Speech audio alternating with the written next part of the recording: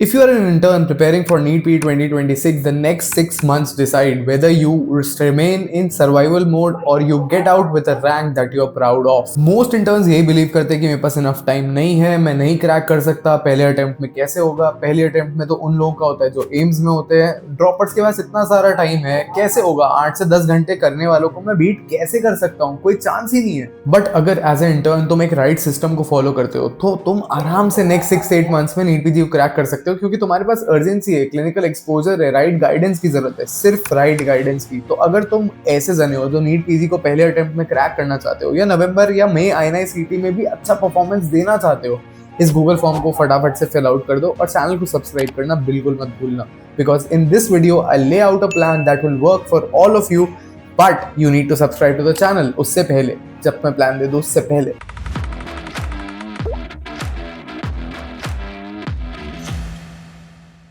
Let's crack NEET PG together.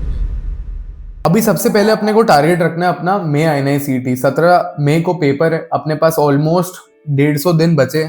PYQ PYT पे सबसे पहले फोकस रखना है। इन 2 टैग्स को लेके सारे MCQ जो मैरो में दिए, ऐसा नहीं कह रहा मैं कि तुम जाके प्रीवियस ईयर पेपर के क्वेश्चन सॉल्व करो सब्जेक्ट वाइज, क्योंकि वैसे दे रखे हैं, बट कस्टम मॉड्यूल बनाओ अपने नीट पीजी और INI-CET का टैग लगाकर। PYQs सारे खत्म कर लो, जो नीचे डिस्क्रिप्शन में लिखा है उसके शॉर्ट नोट्स बना के अपनी एक नोटबुक में डालते जाओ, जिसको तुम रोज रिवाइज कर रहे हो।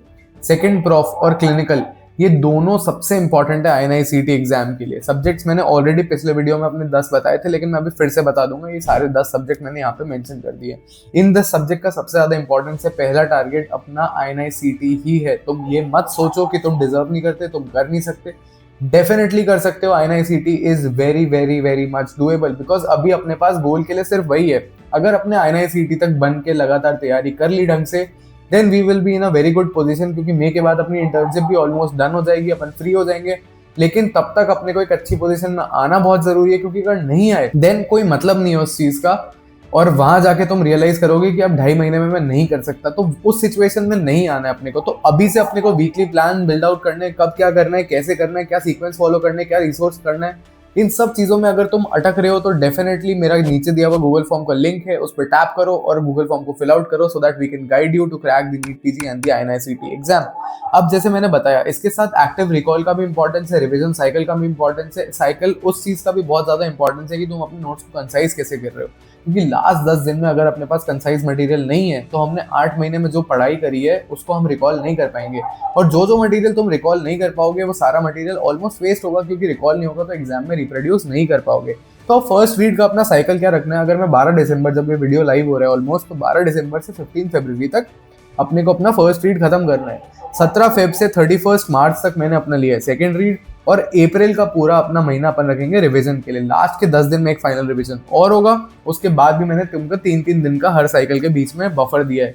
जो बात आती है कि इंटर्न्स कर सकते हैं या नहीं कर सकते, intern definitely definitely definitely definitely कर सकते हैं, क्योंकि बहुत सारे इंटर्न्स को हम ऑलरेडी क्रैक करा चुके हैं। नीट पीजी भी फर्स्ट अटेम्प्ट में और INI-CET भी फर्स्ट अटेम्प्ट में।